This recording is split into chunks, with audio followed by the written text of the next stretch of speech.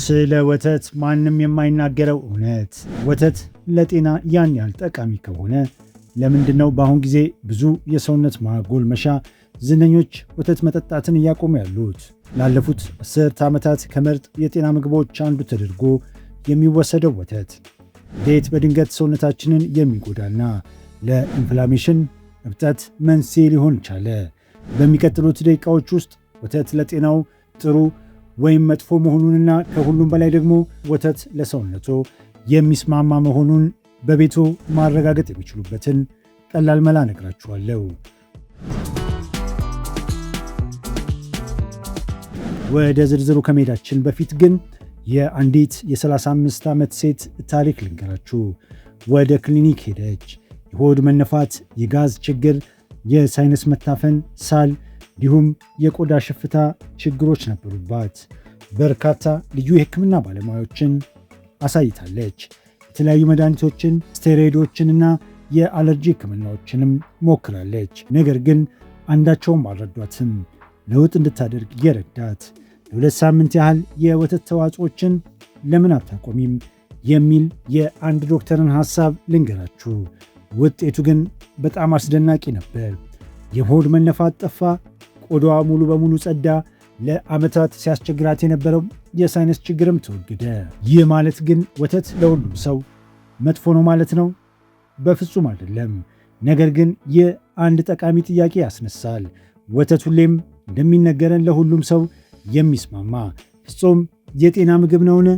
በተለይ ደግሞ በካልሲየም የበለጸገ ስለሆነ ወተት ካልጠጣን አጥንታችን ይዳከማል ተብለን ለረጅም ጊዜ ስንመከር ቆይተናል። አሁን የወተትን ጥቅምና ጉዳት ልንገራችሁ። ሰዎች ስለ ወተት ከሚነገራቸው የጤና ጥቅሞች አንዱ ከፍተኛ የካልሲየም መጠን ስላለው በቂ ወተት ካልጠጣን በተለይ ዕድሜያችን ሲገፋ አጥንታችን ይዳከማል የሚል ነው። ይሁን እንጂ ዘመናዊ ጥናቶች እንደሚያሳዩት ካልሲየም በከፍተኛ ሁኔታ የሚገኝባቸው ሌሎች በርካታ ምግቦች አሉ። ብዙ አትክልቶች፣ ፍራፍሬዎችና ጥራት ያለው ፕሮቲን የያዘ የተመጣጠነ ምግብ የምትመገቡ ከሆነ በየቀኑ የሚፈልገውን የካልሲየም መጠን ማግኘት ትችላላችሁ። አሁን ብዙ ሰዎች ስለ ወተት የሚያውቁት ዋነኛ ችግር የላክቶስ ይዘት ነው። ላክቶስ በወተት ውስጥ የሚገኝ የስኳር አይነት ነው። ይህንን ላክቶስ ለማሟሟት ወይም ለመፍጨት በሆዳችን ውስጥ ላክቴዝ የተባለ ኢንዛይም ያስፈልገናል። አንዳንድ ሰዎች ይህ ኢንዛይም ያጥራቸዋል። እንዲሁም ዕድሜያችን እየገፋ ሲሄድ ሰውነታችን የሚያመነጨውን የላክቴዝ መጠን ይቀንሳል። ይህ ላክቶስ ሳይፈጭ ሲቀር በሆዳችን ውስጥ ይቦካል፣ ፈርመንትድ ያደርጋል። ይህም ለጋዝ፣ ለሆድ መነፋትና ለሆድ ቁርጠት ይዳርጋል። ይህ የመጀመሪያው ችግር ነው። ሰዎች ለዚህ ችግር ያገኙት መፍትሄ ላክቶስ ፍሪ ወይም ላክቶስ የሌለው ወተት መጠቀም ነው። ነገር ግን በወተት ውስጥ ያገኙት ሌሎች ችግሮችም አሉ። ሁለተኛውና በጣም አሳሳቢ ችግር በአሁን ጊዜ የሚመረተው ወተት ከፍተኛ መጠን ያለው ሆርሞን የያዘ መሆኑ ነው።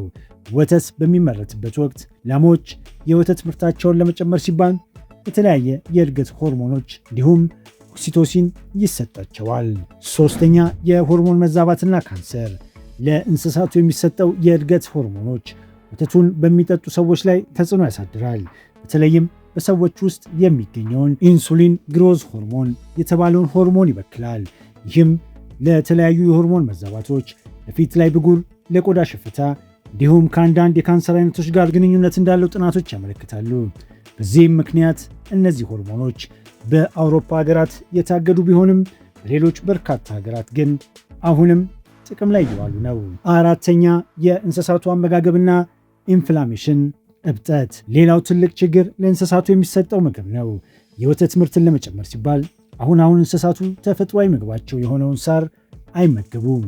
ይልቁንም ግሉቶን፣ አኩሪ አተር፣ ሶያ ወይም ሌሎች የተቀነባበሩ ምግቦች ይሰጧቸዋል። ይህ ተፈጥሯዊ ምግባቸው ስላልሆነ በእንስሳቱ አካል ውስጥ ከፍተኛ ኢንፍላሜሽን እብጠት ይፈጥራል። ያ ኢንፍላሜሽን ወደ ወተቱ ይተላለፋል።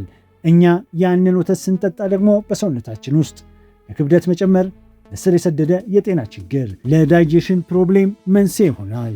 በተለይ ደግሞ የጨጓራ አሲድ መመለስ፣ አሲድ ሪፍሎክስ፣ የሆድ ዕቃ መቆጣት፣ IBS፣ የሳይነስ ችግር ወይም ኤግዚማ ያለባቸው ታካሚዎች ወተት ዋነኛው የችግራቸው ምንጭ ሊሆን ይችላል።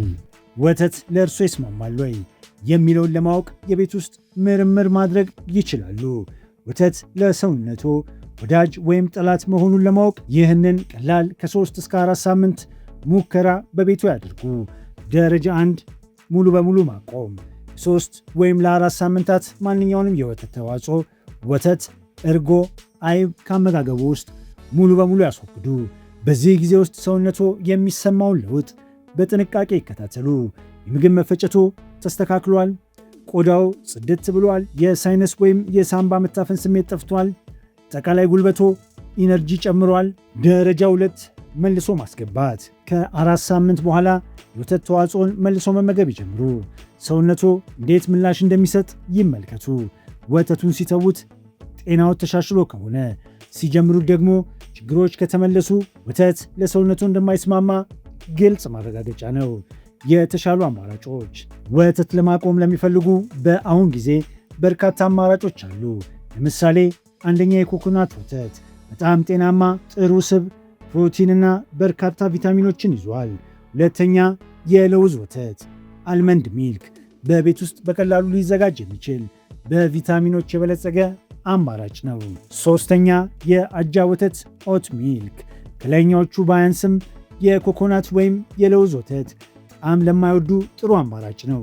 ለማጠቃለል ብዙ ስፖርተኞች፣ የጤና ባለሙያዎች ወተትን የሚተዉት በላክቶስ ችግር ብቻ ሳይሆን ወተትን ካቆሙ በኋላ በጤናቸውና በሰውነታቸው ብቃት ላይ ከፍተኛ መሻሻል ስለሚያሳዩ ነው። ጉዳዩ ከላክቶስ አለመስማማት፣ ላክቶስ ኢንቶለራንስ ባለፈ በሰውነታችን ውስጥ ከሚፈጠር ኢንፍላሜሽን፣ እብጠት፣ ከሆርሞኖች መዛባትና ወተት ለሚሰጡ እንስሳት ከሚቀርበው ምግብ ጋር በእጅጉ የተያያዘ ነው። ስለዚህ ጤናውን ወደ ላቀ ደረጃ ለማድረስ ከፈለጉ ይህንን የቤት ውስጥ የማጣሪያ ምርምር እንዲያደርጉ እመክራለሁ። ለ3 ወይም 4 ሳምንት ያህል ማንኛውንም የወተት ተዋጽኦ ሙሉ በሙሉ በመተው ሰውነቱ የሚሰማውን ለውጥ ይከታተሉ። ለውጥ ካዩ፣ ከቆይታ በኋላ የተሻለ ስሜት ከተሰማዎት ወተት ማቆም ለእርሶ ትክክለኛው ምርጫ መሆኑን ያሳያል። ለውጥ ካላዩ፣ በጤናው ላይ ምንም አይነት መሻሻል ካልታየ ግን ወተት መጠቀሙን መቀጠል ይችላሉ። ይህም የሰውነቱ ተስማሚ ምርጫ ሊሆን ይችላል። ይህ ቪዲዮ እንደጠቀማችሁ ተስፋ አድርጋለሁ። ከወደዳችሁት ላይክ በማድረግ ቻናሌን ሰብስክራይብ በማድረግ እንዲሁም ይህ መረጃ ይጠቅማችኋል ለምትሏቸው ሌሎች ሰዎች አጋሩት። እስከሚቀጥለው ጊዜ ደህና ሁኑ።